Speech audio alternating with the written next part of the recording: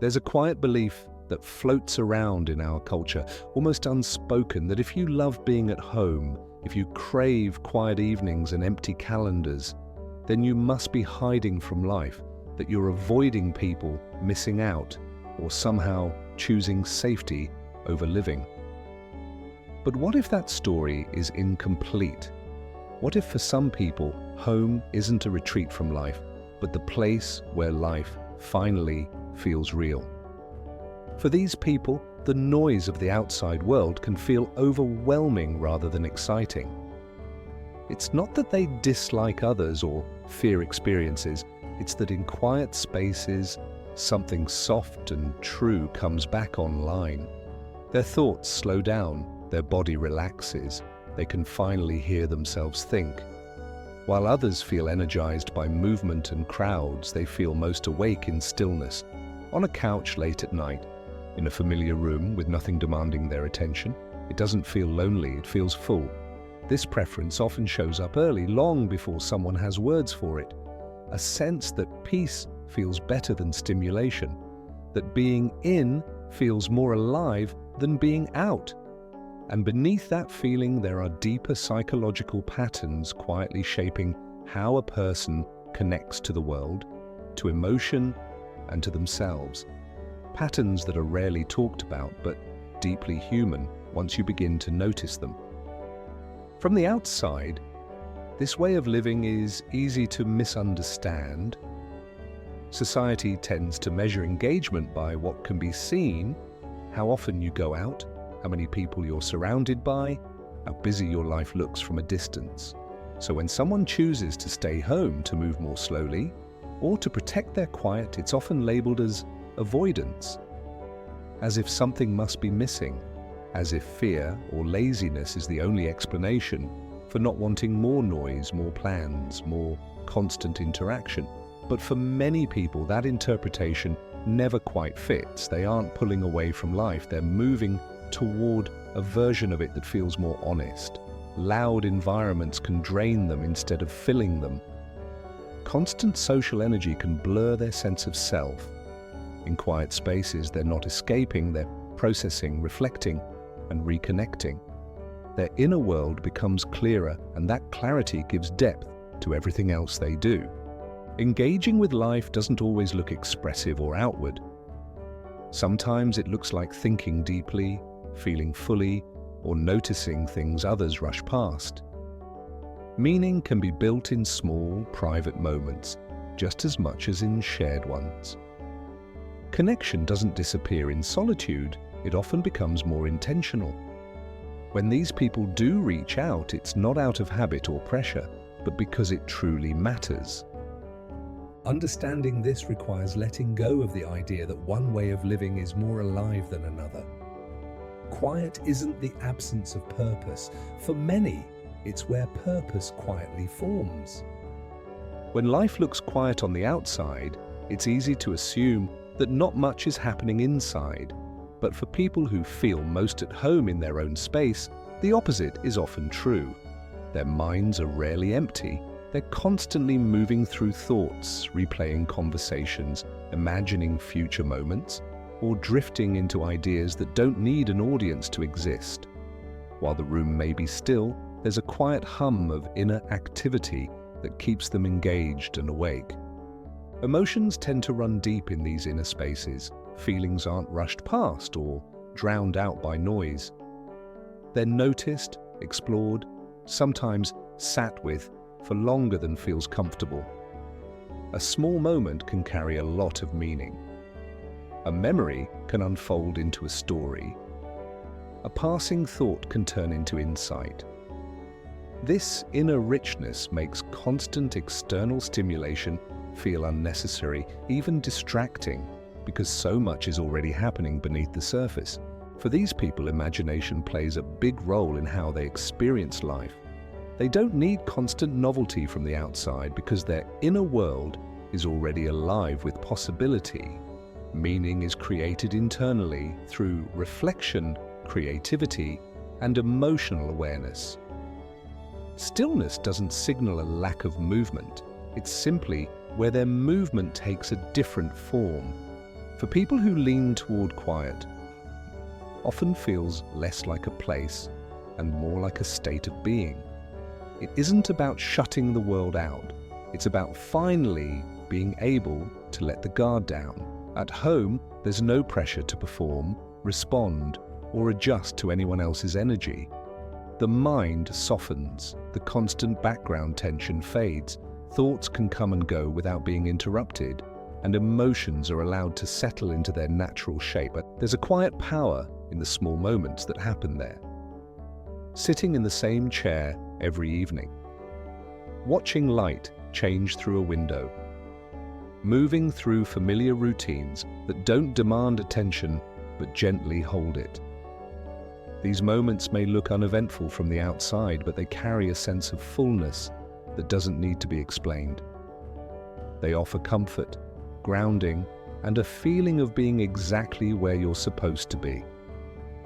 In this kind of space, peace isn't empty or dull. It's nourishing. It creates room for reflection, creativity, and emotional balance. For those who feel most alive in stillness, home isn't where life stops. It's where it quietly deepens. For many people, there comes a quiet turning point. Not a dramatic moment, but a slow realization that builds over time. They remember how often they pushed themselves to keep up, to say yes when they felt tired, to stay longer than they wanted, to fill their days with noise because that's what life was supposed to look like. They tried to match the energy around them, believing that if they didn't, something was wrong. At first, this effort can feel hopeful. Maybe if they try harder, the world will finally click into place. But over time, it becomes exhausting. The crowded rooms don't feel more comfortable. The constant movement doesn't bring more joy. Instead, there's a lingering sense of being out of sync, like wearing a life that never quite fits. Quiet moments begin to feel like relief rather than absence, even if guilt still follows close behind. Acceptance often arrives softly. It shows up in the way the body relaxes when plans are cancelled, or in the peace that comes from choosing rest without explanation. Slowly, the idea takes shape that this preference for calm isn't something broken. It doesn't need to be corrected or outgrown. It's simply a different rhythm. And in honoring that rhythm, many people feel a kind of relief they didn't know they were allowed to feel. For me, this understanding didn't come from reading about it or hearing someone explain it. It came from noticing how I felt, how the world seemed to soften the moment I stepped back into my own space, how quiet rooms felt more understanding than crowded ones ever did. In silence, I didn't have to translate myself or keep up. I could just exist exactly as I was without feeling like I needed to earn my place. There was a time when I believed noise meant life, that being surrounded by people, plans, and constant movement was proof that I mattered. But over time, I realized that feeling alive didn't come from stimulation. It came from feeling grounded, from familiarity, from moments when nothing was expected of me, yet everything felt present. Stillness gave me room to feel, to think, and to reconnect with parts of myself that often got lost in the rush. In those quiet spaces, a sense of belonging began to form, not because someone else created it, but because I did. Peace became something I could return to, a steady place where I felt valued without being watched and alive without being loud. People who enjoy staying home often spend a lot of time with their inner world, whether they mean to or not. They tend to notice what others move past, a passing feeling, a shift in mood, a quiet thought that lingers. Instead of brushing these moments away, they sit with them. They turn them over in their minds, trying to understand what they mean and where they come from. Life isn't just something that happens around them. It's something they experience from the inside out. Because of this, emotions are rarely shallow or rushed. Joy isn't loud, but it's steady and warm. Sadness isn't avoided, but understood. Hope isn't dramatic, but quietly held. Even ordinary moments can carry weight: a familiar song, a late afternoon light, a single conversation replayed in thought. These experiences may seem small, but they build a rich emotional landscape that gives life depth and texture. This kind of awareness often opens the door to creativity and empathy. When someone is deeply in tune with their own feelings, they tend to sense the emotions of others more easily too. They imagine, they reflect, they create meaning where others might see emptiness. It's a quiet strength, rarely announced, but deeply felt. And once you recognize it, it becomes something to value rather than overlook. Because this way of living is quieter, it's often misunderstood. People who prefer staying home hear the same comments over and over, sometimes said casually, sometimes with concern. That they're missing out, that they should get out more, that they're not social enough, or that they must get bored easily. These words may not be meant to hurt, but they can slowly create doubt, making someone question their own nature. What these labels miss is how full and focused a quiet life can be. Enjoying solitude doesn't mean there's nothing happening.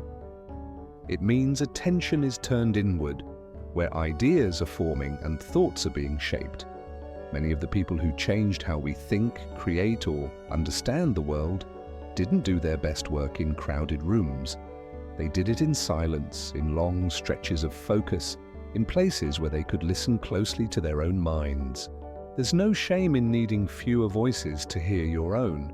Wanting calm doesn't make someone less curious, less capable, or less alive. It simply means their strength shows up in a different way.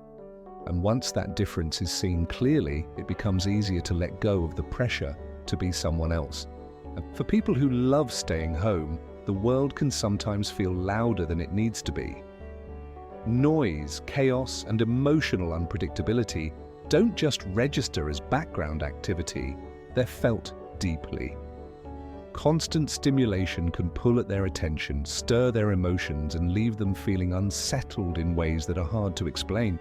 It's not that they can't handle these environments, it's that their system responds to them more intensely, picking up on shifts in mood, energy, and tension that others might barely notice. Because of this, their body and mind naturally look for calm. Stability feels regulating, not boring. Quiet feels safe, not empty. When there's less noise, both outside and inside, they can relax into themselves instead of staying on alert. Home becomes a place where reactions soften, where emotions don't need to be managed constantly, and where they can return to a steady emotional ground. At home, there's control over small but meaningful things. The volume, the lighting, the pace of the day, the emotional boundaries. This sense of control isn't about hiding from life. It's about creating conditions where awareness can exist without overwhelm. In that grounded space, they're not shutting down. They're finally able to feel balanced, present, and at ease. People who prefer staying home often approach relationships in a quieter, more careful way. They don't open their inner world to everyone they meet, not because they're distant or uninterested, but because they feel things deeply. Letting someone close means allowing that person access to their thoughts, emotions, and vulnerabilities. That kind of closeness matters to them, so they choose it intentionally. Their connections tend to grow slowly, built on trust, understanding, and emotional safety. They listen closely. They remember small details. They show up in subtle but meaningful ways. Love, for them, isn't loud or performative. It doesn't need constant proof or public display. It lives in presence, consistency, and quiet moments shared without pressure. Because of this, their bonds often carry a quiet intensity. When they care fully. The depth of that care may not always be visible from the outside, but it's steady and sincere. For them, a few meaningful connections hold more weight than many shallow ones, and that depth becomes the foundation of how they experience love and belonging. For people who love staying home, happiness often shows up in simple, repeatable ways. It lives in quiet hobbies that don't ask to be shared or explained. Reading a few pages late at night, getting lost in a game where time fades for a while, creating something with their hands or their imagination, watching the same film again because it feels familiar and comforting, not because it's new. These moments don't feel small to them. They feel complete. Joy, in this way, becomes a kind of ritual. It's calm, steady, and personal. There's no rush to capture it or prove it. No need for excitement to spike in order for something to matter. Fulfillment grows slowly through routines that offer focus and comfort, through activities that allow the mind to settle into itself. The happiness is quiet, but it lasts longer because it's built on presence rather than stimulation. In these moments, there's no audience and no performance. And none is needed, meaning isn't measured by how visible it is, but by how deeply it's felt. For those who find joy at home, happiness isn't something that happens once in a while. It's something that can be returned to again and again in the stillness they've learned to value. When life slows down, something else becomes clearer. People who enjoy staying home often notice things that get lost in noise and movement. They pay attention to small shifts in mood, to changes in tone, to what's said and what's carefully left unsaid. Without constant distraction, their awareness sharpens. They begin to read between the lines, not out of suspicion, but out of care. Silence gives them space to listen fully. In quiet, pauses start to matter. A hesitation carries meaning. A sigh says more than words. They sense emotions through subtle signals, through energy and feeling rather than volume. This sensitivity isn't something they turn on and off. It's a way of relating to the world that grows stronger when things are calm. Because of this, they often care deeply, even when it isn't obvious. Their empathy runs beneath the surface, steady and sincere. They may not always speak first or say the most, but when they do, it comes from careful understanding.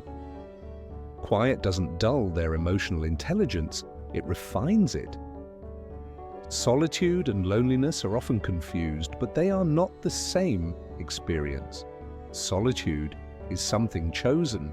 It's the feeling of being with yourself without discomfort, where your thoughts have space and your emotions can settle. In solitude, there's a sense of clarity and self-connection. You feel grounded rather than empty, supported rather than cut off. Loneliness, on the other hand, isn't about being alone. It's about feeling unseen or emotionally distant. It can show up in crowded rooms, during busy conversations, or even in relationships that lack understanding. It's an absence that noise can't fix. Someone can be surrounded by people and still feel deeply lonely if they don't feel truly connected. People who enjoy staying home aren't immune to loneliness. They feel it like anyone else.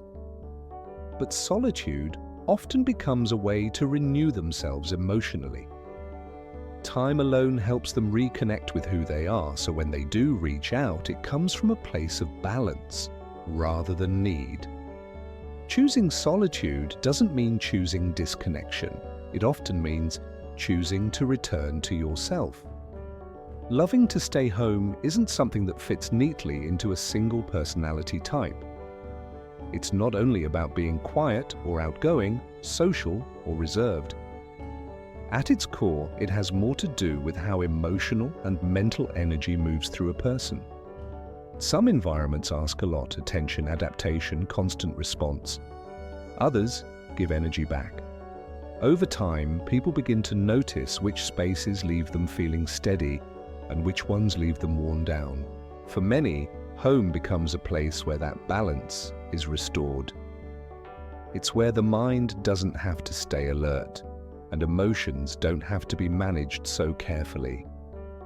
Even people who enjoy being around others, who laugh easily or speak confidently, may still need long stretches of quiet to feel like themselves again.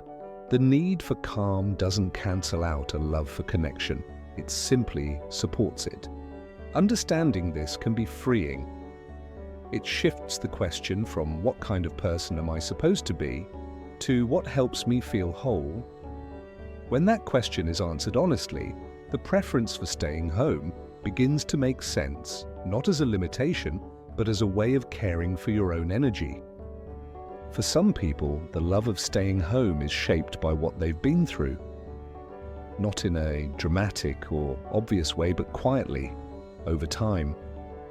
Moments where trust was broken, times when they tried to open up and felt misunderstood, dismissed, or asked to be someone else. These experiences don't always leave clear marks, but they change how safe the world feels emotionally. In response, many people learn to create a space where they no longer have to explain themselves, a place where their thoughts don't need to be justified and their feelings don't need to be managed for others. Home becomes that space, not as a wall, but as a boundary, a place where they can be honest without being questioned, and soft without being judged. This isn't about avoiding connection, it's about choosing where and how connection happens. It's emotional wisdom learned through experience. By protecting their inner world, they give themselves time to heal, to understand, and to rebuild trust on their own terms. In that sense, staying home isn't retreating from life, it's learning how to meet it more carefully and more truthfully. There's a strong message woven into modern life that says growth only happens when you're moving, that success looks busy, loud, and constantly visible. If you're not chasing something or surrounding yourself with activity, it can start to feel like you're falling behind. For people who spend more time at home, this belief can quietly create guilt, even when their body and mind are asking for rest. But rest isn't the opposite of growth. Stillness gives space for things to settle and make sense. When life slows down, emotions that were pushed aside finally have room to be felt. Thoughts that were drowned out begin to surface. Clarity forms not through force, but through patience. Many people who choose quiet aren't standing still in life, they're observing, healing, and slowly becoming more aligned with who they are. Personal development doesn't always look like action. Sometimes it looks like listening. Sometimes it looks like staying in one place long enough to understand yourself better. Time at home can be deeply productive in ways that aren't visible. It's where values take shape, where resilience is rebuilt, and where growth happens quietly without needing to prove itself. When people who love staying home form relationships, they show up in ways that are easy to overlook, but hard to replace. They may not always be the loudest voice or the most visible presence, but their attention runs deep. When they care about someone, they're fully there. They listen without rushing. They remember what matters. Their loyalty is steady, not performative.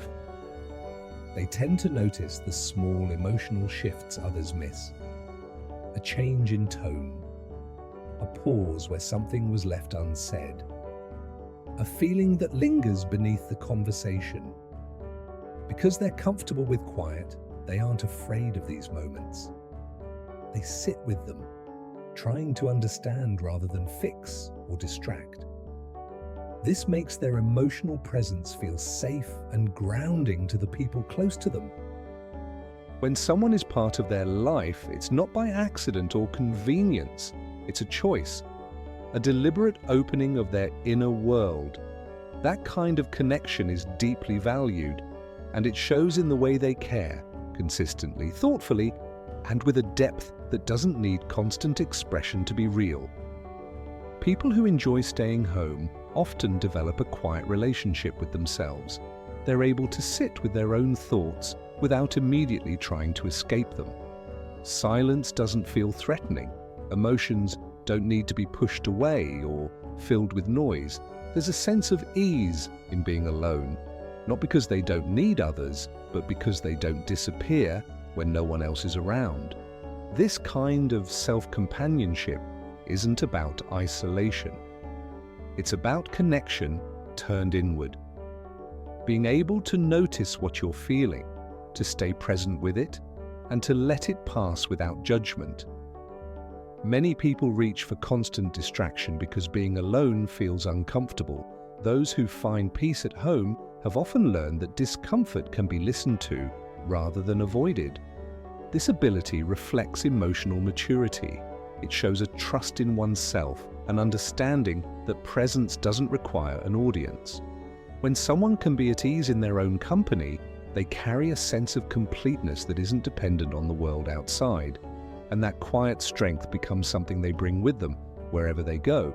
If you're someone who feels most at ease at home in quiet rooms and familiar spaces, there's nothing wrong with you.